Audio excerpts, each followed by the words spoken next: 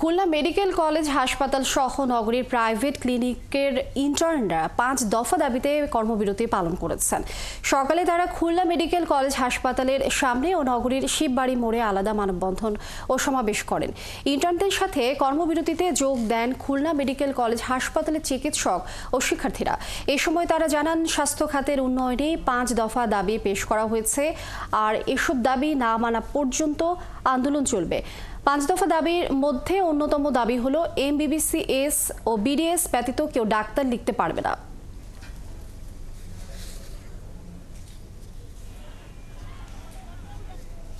তো আমাদের মোট 5টা দাবি ছিল। তো আমরা আশা করি যে এই 12 তারিখে তারা রায় পিছাবে না।